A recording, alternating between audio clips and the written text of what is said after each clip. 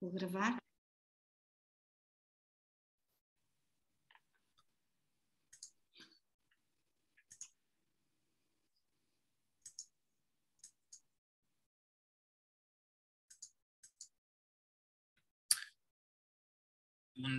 Bom dia a todos.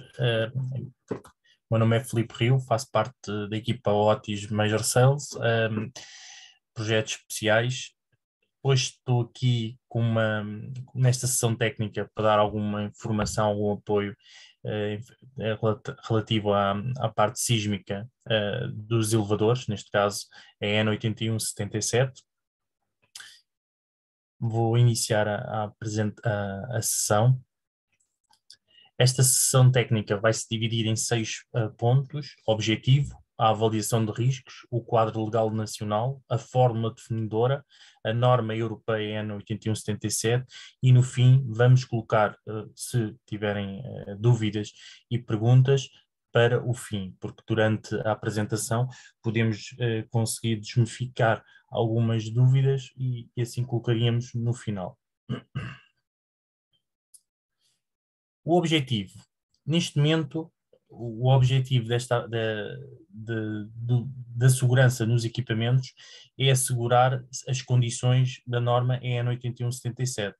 E aqui temos o mais importante referir é o funcionamento em segurança dos equipamentos para cumprirem com a utilização, mas ao mesmo tempo a única forma que há é os elevadores serem fabricados para o mercado com a respectiva norma em N8177.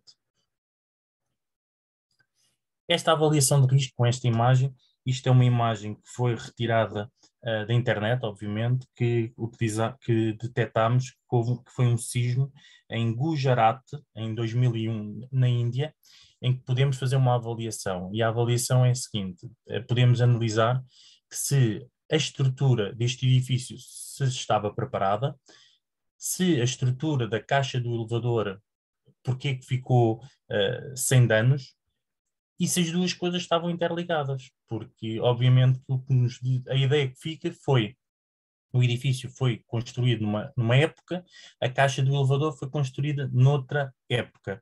E temos aqui a noção também que a caixa do elevador não foi criada, não foi construída dentro do edifício, foi uma estrutura separada do edifício e possivelmente por isso ficou sem danos. Está correto, obviamente, que as coisas aqui não estão interligadas e há essa necessidade. Temos aqui o exemplo, que é a peça central, para um risco sísmico, é de facto a estrutura do edifício, é a resistência da estrutura, e aí sim a aplicação dos eurocódigos é muito importante. Temos uma estrutura sísmica, é importante para podermos colocar um elevador a cumprir com a norma EN 8177. Esta imagem é o topo de um elevador que podemos verificar que existem danos após um sismo na caixa do elevador. Estes destroços que são causados derivado ao sismo influenciam o funcionamento do elevador, isto é, no momento em que o elevador está em funcionamento, existem peças que se podem danificar, ou neste caso chocar, porque se encontram em movimento e que os destroços vão cair em cima do elevador e danificar tudo o que envolve. Os exemplos é o contrapeso, é o mais relevante. Porquê? Porque são duas peças em sentidos opostos que podem chocar uma com a outra. Por isso é muito uma com a outra. Quando eu digo uma com a outra, é a questão da cabine e o contrapeso. Se não for o elevador, se não tiver construído com base na norma N8177, isto pode acontecer com bastante facilidade, porque são sentidos diferentes e se estiverem em movimento, chocam, podem chocar. E haver os destroços, por exemplo, do contrapeso, que são peças em cimento, blocos de cimento ou de metal, que se podem soltar e danificar a própria cabine. Aqui temos um exemplo que foi feita uma avaliação já num sismo em 2010, Christchurch, Nova Zelândia, em 2010, que houve a possibilidade de fazer uma avaliação. Este sismo teve uma magnitude de 7,1. A hora teve bastante relevância, porque se fosse num horário diurno, possivelmente os danos tinham sido outros, mas conseguiu-se fazer uma avaliação. O que é que conseguimos tirar desta avaliação? Este país, porque já tinha tido no passado, em 1980, instalado vários sensores em edifícios com mais de 15 metros, conseguiu antecipar alguns riscos que podiam causar nos elevadores.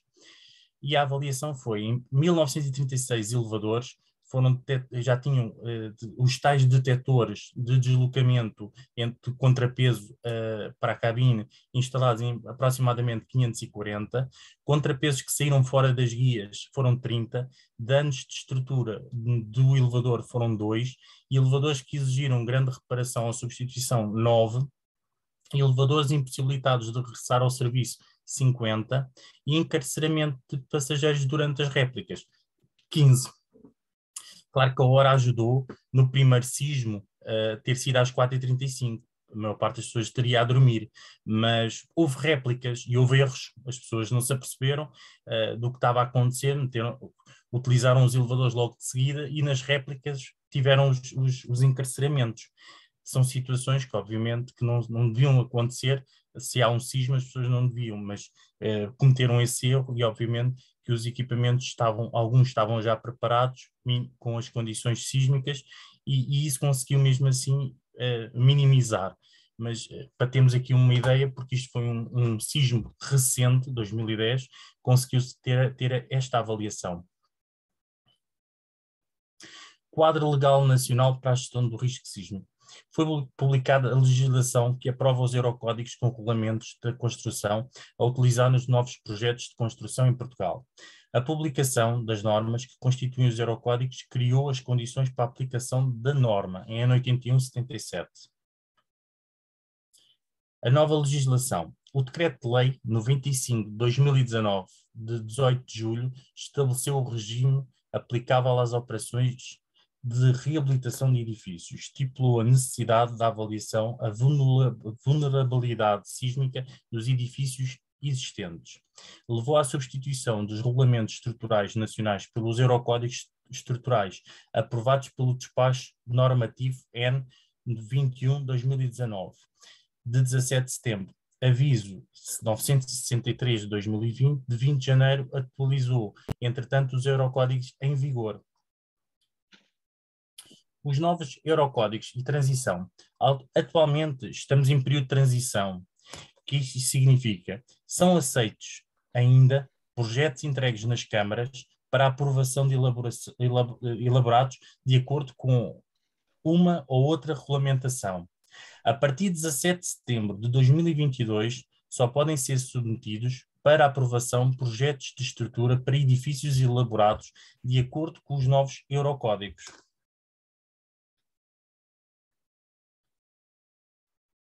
Este ponto é muito importante também, que é as negociações da norma. Isto tem que ficar saliente na negociação, tem que ficar escrito.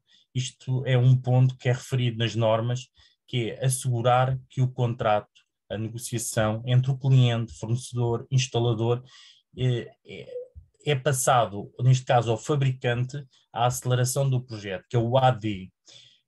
Essa é importante salientar que só passando a informação de qual a aceleração de projeto que o projetista ou o dono de obra passa à empresa, que neste caso fornecedora de elevadores, é que consegue informar a fábrica para fazer o equipamento apropriado, neste caso, para o edifício.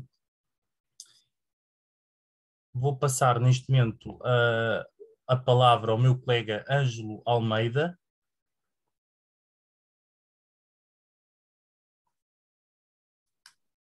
Muito bom dia a todos. Meu nome é João Almeida, eu sou o Code Suporte do Grupo Otis Portugal. Vamos continuar então agora a analisar a questão mais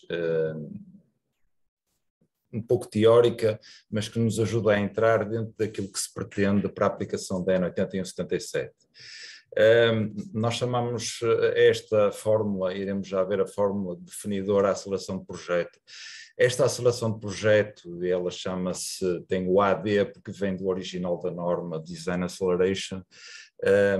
Esta aceleração corresponde na norma EN 1998 à aceleração horizontal. Ela vai definir a categoria sísmica do elevador. Conforme o resultado que nós obtivermos dessa aceleração, nós temos 4 categorias sísmicas definidas pela norma para o elevador, que nos vão indicar quais são as ações corretivas face à tal avaliação dos riscos que podem acontecer no equipamento. Quando a aceleração é inferior a 1, os requisitos da norma N8120, que é a norma que atualmente regula a instalação dos equipamentos elevadores, são necessários ou são adequados e não são requeridas ações adicionais. Para valores de aceleração entre 1 e 2,5, nós estamos no nível 1, algumas ações de baixa expressão são necessárias, entre 2,5 e 4 metros por segundo quadrado estamos no nível 2, e se a aceleração for superior a 4, estamos no nível superior em termos da categoria sísmica do elevador. Como é que nós chegamos a estes valores? Utilizando estas fórmulas que agora estão a ver, elas têm a sua origem também na norma N81, perdão, 1998-1, as fórmulas 424 e 425, e elas são calculadas considerando a sismicidade do local de construção, ou seja, onde é que o edifício, em termos do território, ele vai ser considerado ou construído. Estamos a falar de território do continente e ilhas, Açores e Madeira. A importância da construção, o tipo de terreno e a altura do edifício. Estes valores estão previstos, encontram-se definidos na norma do Eurocódigo. Falemos um pouco sobre eles. Na questão da ação sísmica que nos define a sismicidade do local, em Portugal são considerados 2 tipos de ação sísmica, o tipo 1 e o tipo 2. O tipo 1 será o tipo afastado e o tipo 2 será o tipo próximo. E nestes quadros que podem ver agora à vossa frente, retirados do Eurocódigo da EN 1998-1, nós podemos ver as zonas conforme a aceleração que está prevista caso aconteça um sismo.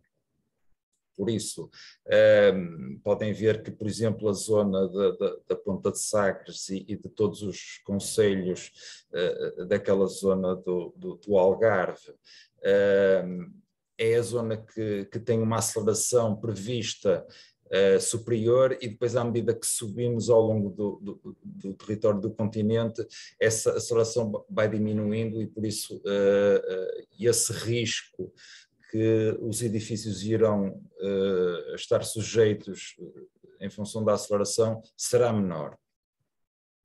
No caso da Madeira, teremos os valores mais baixos.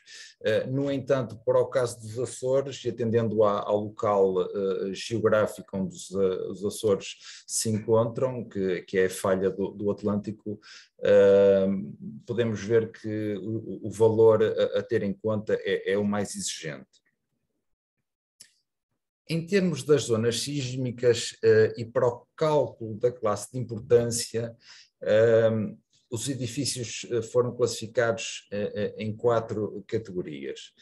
Temos a classe de importância 1, edifícios de importância menor para a segurança pública, neste caso é dado aí o exemplo de edifícios agrícolas ou edifícios que não têm uma utilização intensiva.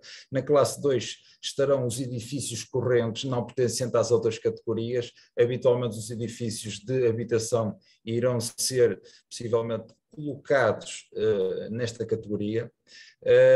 Depois temos os edifícios na categoria 3, cuja resistência sísmica é importante, tendo em vista as consequências associadas ao colapso, como por exemplo escolas, salas de reuniões e instituições culturais. E finalmente a classe mais importante, a classe 4, de edifícios cuja integridade em caso de sismo é de importância vital para a proteção civil e que devem manter-se intactos e funcionais depois do sismo. Por isso, chegando aqui ao final destes valores que estão previstos para a fórmula, todos eles são valores que podem ser determinados quando estamos na fase de projeto para a construção do edifício e, por isso, naquelas negociações que depois vamos ter entre o proprietário, o construtor, com a empresa que vai instalar o edifício, nesta altura já estamos em condições de indicar qual é a aceleração do projeto para que na negociação e no fornecimento do equipamento sejam consideradas todas as soluções técnicas que visam diminuir os riscos dos elevadores sujeitos aos sismos. Quais são então esses riscos que nós podemos encontrar na sequência de equipamentos ascensores que instalados em edifícios foram sujeitos a sismos? Os danos mais frequentes, no caso, estamos a falar aqui de elevadores com casa de máquinas, são danos nas fixações das guias, deformações das guias e dos dispositivos de deslizamento, quer da cabine, quer de contrapeso, o deslocamento da máquina de tração para fora da sua fixação. Isto pode acontecer que a máquina é um equipamento pesado e com a aceleração horizontal que acontece no sismo pode sair das fixações, danos nos cabos devido a projeções e detritos na caixa do elevador, como há pouco falou o meu colega Filipe, que poderá acontecer a queda dos tais blocos de contrapeso, o descarregamento do contrapeso para fora das guias e a saída dos cabos de tração das rodas de cornes. No caso particular de equipamentos hidráulicos, os danos mais frequentes é o vazamento do óleo, que pode acontecer quer na central hidráulica ou na tubagem que liga até ao êmbolo, o deslocamento do cilindro do êmbolo e a perda de equilíbrio do reservatório onde se encontra o óleo do equipamento. Para fazer face a estas situações, nós sabemos então, e já vos dissemos, que temos a norma EN 8177 que está em vigor, mas como é que nós então chegamos à norma EN 8177? Atualmente, em termos de quadro legal nacional, nós temos uma peça legislativa que em Portugal faz a transposição da Diretiva Ascensores, o Decreto-Lei 58 de 2017, que no seu artigo 7 refere que nos edifícios ou construções em que são instalados ascensores, a pessoa singular ou coletiva que é responsável pela execução, estamos a falar projeto, construção, execução do edifício, e o instalador devem trocar as informações necessárias, cá está a parte das negociações, e também tomar as medidas adequadas para garantir o bom funcionamento e a segurança da utilização do ascensor, isto é, cumprir os requisitos essenciais de segurança e saúde. Já agora adianto que as normas de ascensores cumprem estes requisitos essenciais de segurança e saúde que estão previstos na Diretiva Ascensores. Várias são as normas que existem para assegurar o cumprimento desses requisitos e também no artigo 15º da transposição da diretiva, do Decreto-Lei 58 de 2017, falamos da presunção de conformidade, que estabelece que se os ascensores estão conformes com normas harmonizadas e se essas normas foram publicadas num jornal oficial da União Europeia, então nós temos a garantia de que estamos a cumprir os requisitos essenciais de segurança e saúde. Eu posso só mencionar que, por exemplo, nós temos uma variedade de normas só relativamente à questão dos ascensores, aquela que são as chamadas série de normas EN81, que, por exemplo, satisfazem vários requisitos em várias áreas. Certamente que nestas reuniões já falaram da N81, 72, da questão de bombeiros, acessibilidades a 70.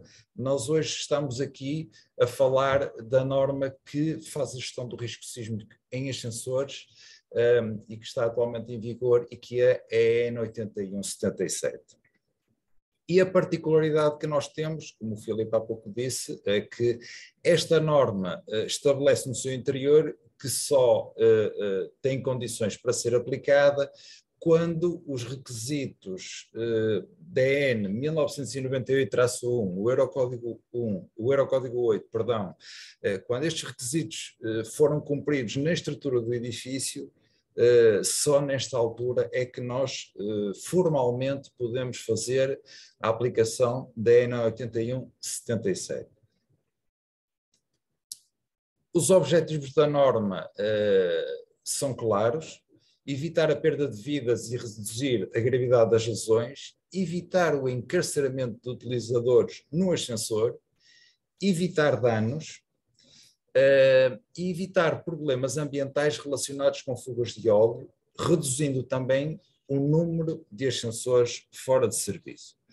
É importante referir que a norma N81/77 pretende assegurar que depois de um sismo o ascensor consegue manter o seu serviço normal de funcionamento, com praticamente nenhum impacto decorrente daí. Eu posso referir que, no caso particular dos edifícios do tipo 4, por exemplo, a questão de hospitais ou edifícios da proteção civil, mas no caso particular de hospitais, o que nós pretendemos é que um edifício que deve manter a sua integridade, no caso de um sismo, e deve manter a sua operacionalidade, também é expectável que o elevador acompanhe essa operacionalidade nas várias funções. Poderá ser necessário, por exemplo, utilizar o elevador para fazer a evacuação do edifício, por exemplo, e se caso for necessário, então o elevador deve estar preparado para isso e deve ter em conta essas situações. No caso da norma N81/77, eu referiria agora a alguns dos requisitos técnicos, entre todos aqueles que existem e que são mencionados agora e importam ter em conta para esta fase de projeto. Relativamente à questão dos espaços para maquinaria e rodas, e quando temos juntas de dilatação, a norma indica-nos que toda a maquinaria do ascensor, incluindo as entradas de patamar, ou seja, as portas de patamar e a caixa dos ascensores, devem colocar-se no mesmo lado de uma junta de dilatação. Igualmente, a maquinaria e outro equipamento de elevação que lhe está associado deve ser projetado e fixado para evitar o seu capotamento e a sua deslocação, como resultado das forças que se impõem, incluindo as forças geradas para a aceleração do projeto. Já agora deixa-me acrescentar que, no caso particular do Eurocódigo 1998-1, o ascensor encaixa na categoria de elementos não estruturais e é assim que deve ser tratado ou será tratado pelo projetista na altura da elaboração do projeto. Obviamente que toda esta definição e estes requisitos podem ter impacto no desenho do elevador relativamente àquilo que é a sua capacidade de resistir ao sismo e à aceleração do projeto que está prevista. O comportamento do ascensor em caso da falha da alimentação principal de energia também é considerado, e para o caso das categorias sísmicas 2 e 3, e com o objetivo de evitar que possam ficar pessoas encarceradas no interior da cabine por avaria da fonte de alimentação principal, o ascensor tem que ser capaz de se movimentar automaticamente e movimentar a cabine até ao patamar seguinte. Isto tem que ser tido em conta, ou seja, no caso particular de haver um evento sísmico, e falaremos já daqui a pouco de um sistema de detecção sísmica que é obrigatório para a classe 3, mas no caso da classe 2 essa situação não é obrigatória, e por isso, mesmo depois de ocorrer um sismo, e caso haja uma avaria na fonte de alimentação principal, o ascensor tem que ter autonomia para, pelo menos, chegar até ao piso mais próximo, parar aí e abrir as portas para permitir libertar as pessoas. A alimentação elétrica de emergência, quando for utilizada uma fonte de emergência, esta deve ser capaz de fornecer pelo menos 24 horas de energia elétrica. Esta questão também é importante de ser atendida no caso de queremos assegurar um contínuo no funcionamento dos equipamentos. Eu costumo ver, às vezes quando vemos imagens do Japão, por exemplo, o ambiente mais talvez rural, mas mesmo das cidades, e vê-se os postes de eletricidade são muito visíveis. Por exemplo, nós cá em Portugal temos, as instalações estão enterradas, e no Japão os postes estão à vista, muito naturalmente para rapidamente poderem ser detectados problemas de interrupção de energia elétrica, porque no caso de estar enterrados, a detecção do problema poderá ser mais demorada. Finalmente, falando também para os equipamentos da categoria 3 de um sistema de detecção sísmica, que deve equipar a casa das máquinas e que deve ter um comportamento, isto é, há sistemas de detecção que, não entrando agora aqui muito em pormenores, mas quando acontece um sismo há um tipo de ondas que não são sentidas de imediato, mas que podem ser lidas por um detector sísmico, e esse detector dá-nos geralmente, conforme a distância a que o sismo ocorre, pode-nos chegar a dar um avanço de cerca de 5 a 10 segundos, e que permite, antes das ditas ondas horizontais chegaram, porque o detector sísmico funciona com as ondas verticais, antes das ondas horizontais destrutivas chegarem, podemos então receber uma informação prévia, e essa informação comanda então o ascensor e faz com que o ascensor entre em modo sísmico. E quando isso acontece, então todas as chamadas de cabine e patamar são canceladas, as novas chamadas são ignoradas, o ascensor deve reduzir a velocidade e parar e continuar a marcha até ao próximo patamar, e quando está no patamar deve abrir as portas, ser retirado de serviço e manter as portas de patamar. Obviamente que também no caso a norma prevê que, passado algum tempo da situação ser regularizada, está previsto que o ascensor volte novamente a entrar em serviço. Por exemplo, é através da utilização deste detector sísmico que, referindo mais uma vez o caso do Japão, que o sistema ferroviário permite ter um aviso que, por muito curto que possa ser, é fundamental e que permite, por exemplo, parar os comboios que estão a funcionar a uma velocidade elevada, 300 km por hora, e permite, no momento, fazer paragens de emergência para que os comboios possam parar ou, pelo menos, estar a uma velocidade reduzida quando o sismo for sentido. Fazendo agora uma breve resenha daquilo que são os requisitos técnicos que estão previstos na norma, muito rapidamente, e que ficam aí depois com esta informação, e a sua aplicação conforme a categoria do ascensor. Por isso nós temos prevenção de pontos de conflito. O que é que isto quer dizer? Nós temos a caixa do elevador, que é um local com uma altura que poderá ser muito considerável. Poderemos ter em edifícios de 20 andares uma caixa com 60 metros de altura, e obviamente que os elementos que estão suspensos dentro da caixa, no caso de um sismo, vão oscilar, e por isso a norma prevê que essa oscilação seja abordada e seja prevenida. A questão que já referimos dos espaços de maquinaria e caixa localizados no mesmo lado de uma junta de expansão. Os dispositivos de retenção da cabine, isto é, pretende-se que no caso de um sismo a cabine não possa sair das guias e se mantenha também operacional, assim como dispositivos de bloqueio das portas de cabine, isto é, para o caso da categoria 2 e 3, se acontecer um sismo, as portas não se podem abrir inadvertidamente, as portas de cabine devem se manter fechadas.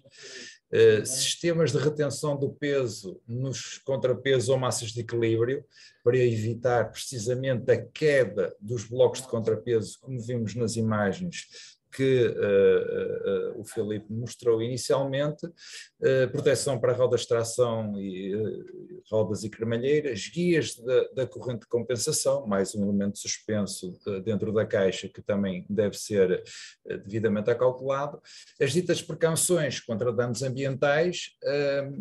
O sistema de guias, chama a atenção que obviamente que as guias são o elemento que assegura a estrutura do ascensor e que devem ser devidamente dimensionadas. No caso de elevadores sujeitos à gestão dos riscos sísmicos, a questão das máquinas que devem estar devidamente presas e que não podem captar, e depois a questão das instalações elétricas no ascensor, o comportamento do elevador no caso da falha de energia normal da fonte, e finalmente a questão do sistema de detecção sísmico e o funcionamento do ascensor em modo sísmico,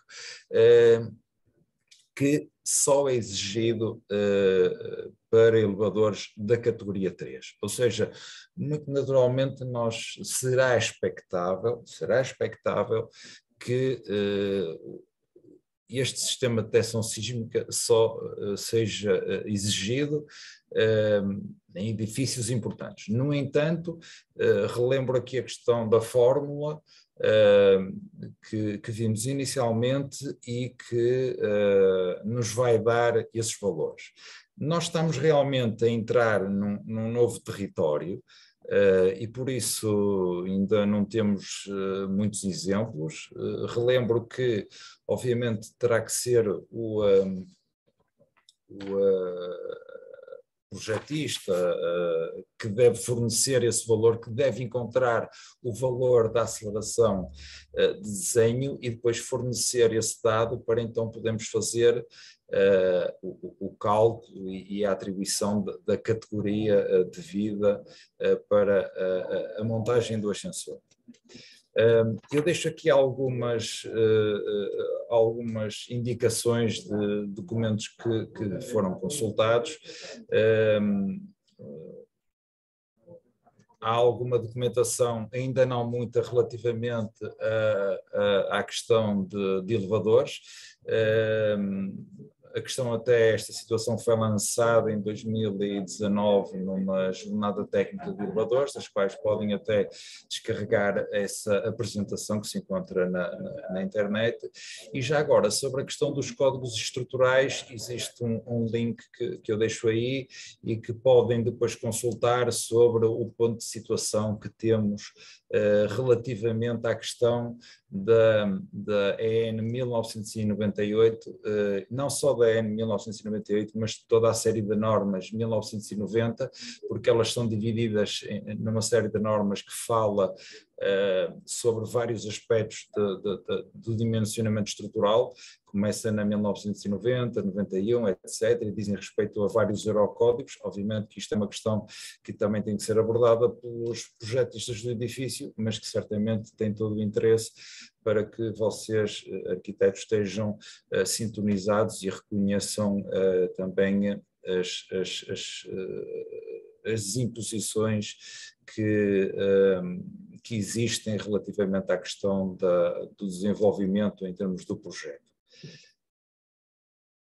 Eu passaria então agora para a Maria Miguel para podermos abrir a nossa sessão de perguntas e dúvidas que queiram colocar. Muito bem. Vamos lá então, ver se há aqui alguma questão.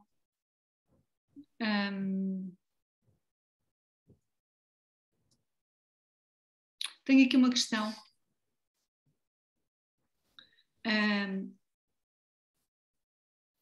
Portanto, pergunta o arquiteto, o ascensor que cumpre com a norma EN 8177 tem alterações relativamente a um ascensor normal?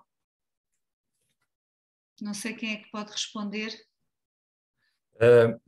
Eu posso responder, Maria.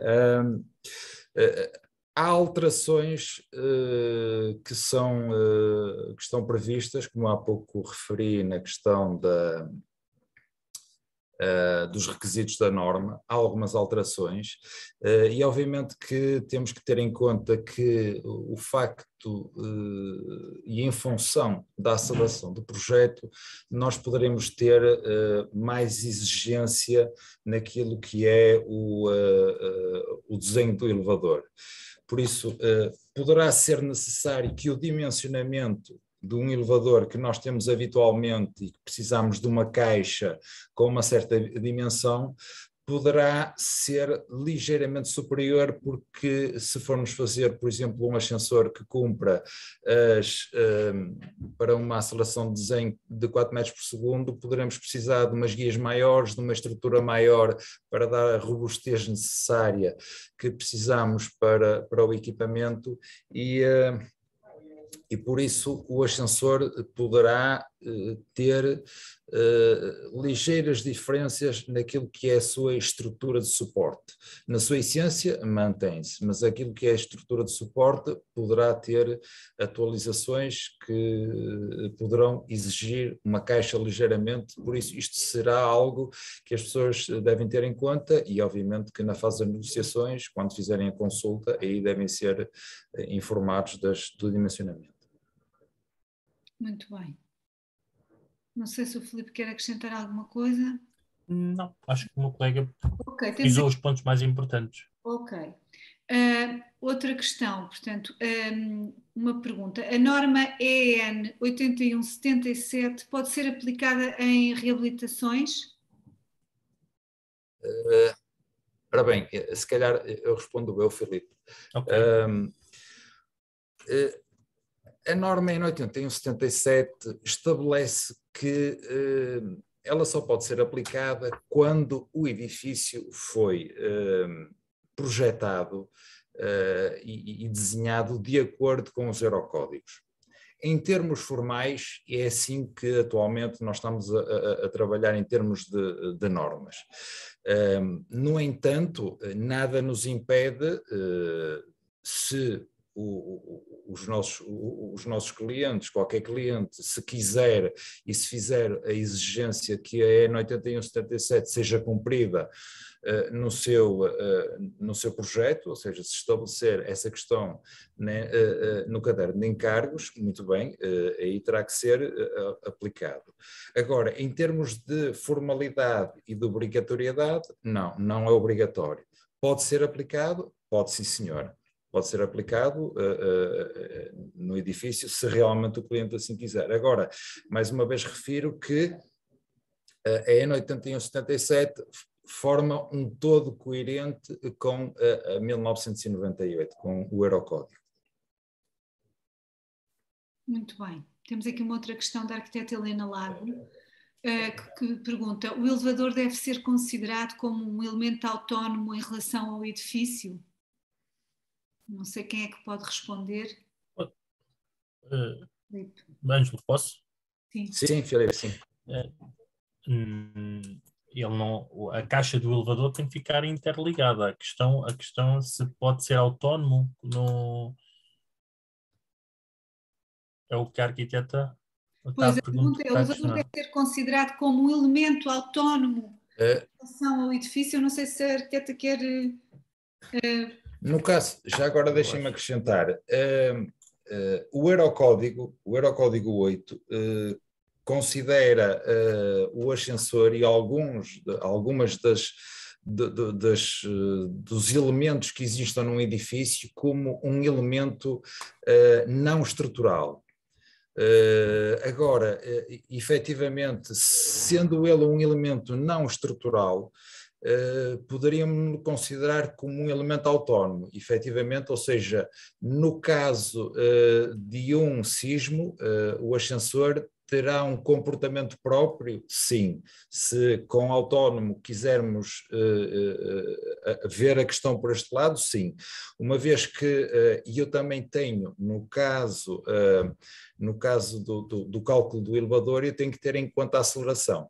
E essa aceleração, então, a dita aceleração de projeto, entra para o cálculo do ascensor, nomeadamente, por exemplo, da questão da cabine, como é que a cabine se vai comportar no caso de um ascensor, ou seja, ele vai ter um comportamento autónomo durante o sismo, e se calhar haverá outras partes do edifício, o Eurocódigo 8 chega a referir, por exemplo, os parapeitos e outras questões que no edifício que realmente sujeitos a uma aceleração poderão ter um comportamento que será autónomo e que, mas também por outro lado, pode não influenciar o desempenho ou o comportamento do edifício.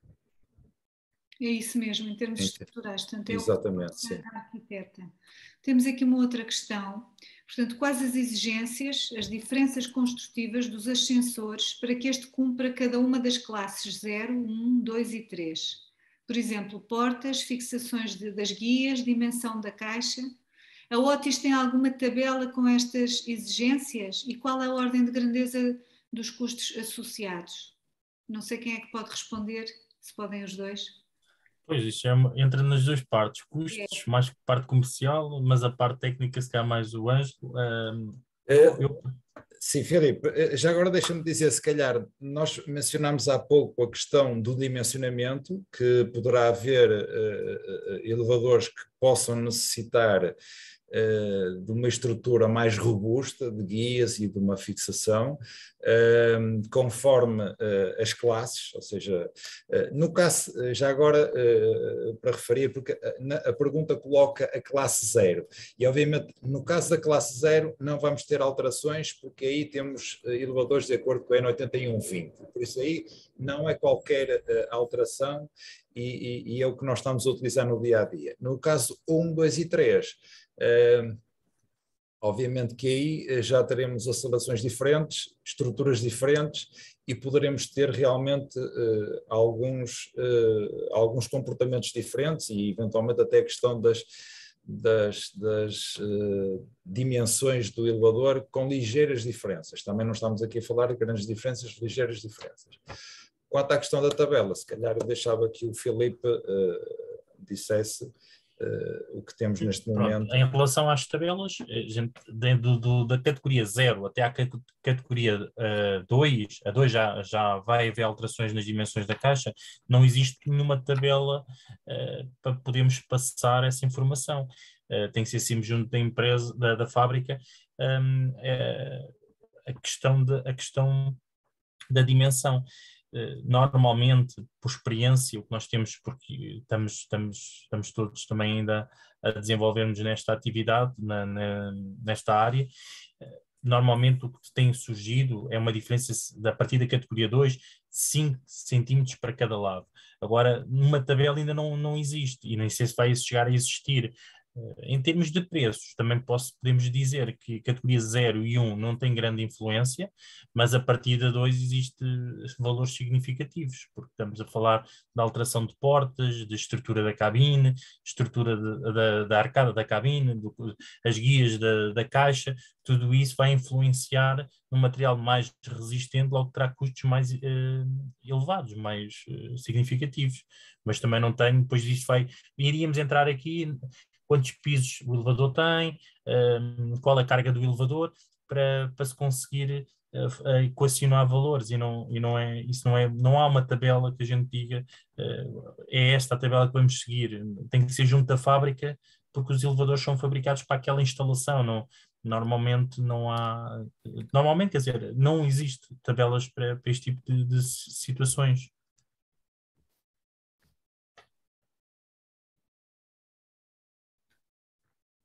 Entretanto, também temos aqui uma outra questão. Em que tipo de caixas se deve prever a aplicação da norma EN 8177?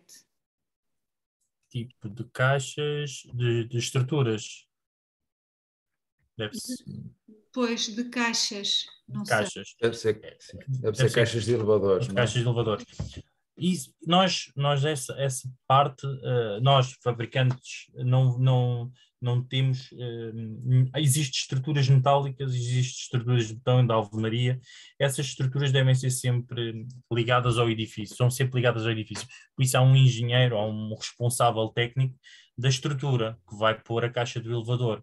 Nós o que diríamos e passamos atualmente é sempre essa informação.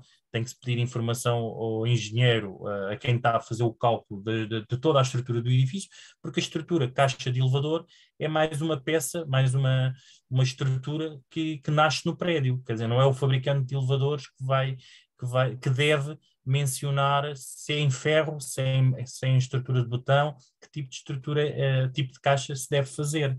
Obviamente, essa informação tem que ser referida pelo engenheiro de estrutura. Já agora, eu acrescentaria que, no caso do Eurocódigo, o Eurocódigo encontra-se dividido em várias tipos de estruturas, fala nas estruturas de betão, estruturas de ferro, madeira também, há uma parte das estruturas de madeira, e isso são os vários livros do Eurocódigo, ou seja, a EN 1990, 1991, regras básicas, e depois a EN 1998 fala na questão das regras relativamente a sismos.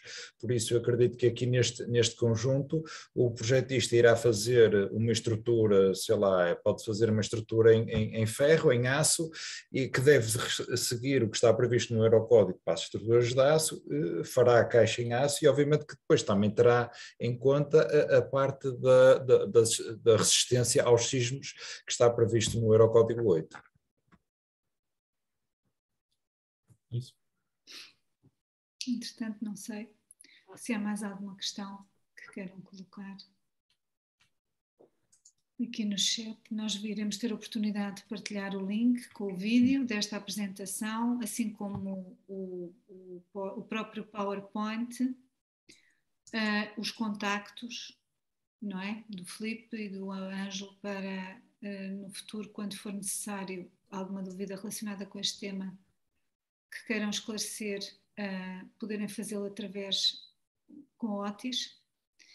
E portanto, não sei se já passou uma hora, estamos mesmo aqui no prazo para terminar a sessão. Não sei se querem pôr mais alguma questão.